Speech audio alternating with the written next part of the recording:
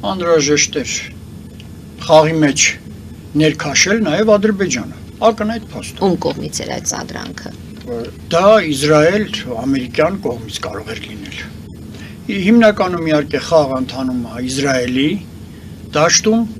եւ հնարավոր է որ հենց իրենք էլ անում են, որտեղ իրենց իրականում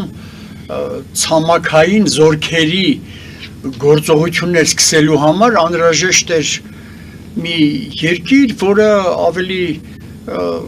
նոր էր պատերազմը հաղթել, ինչպես դուք արդեն ասացիք, որ Ալիևը ասում է, որ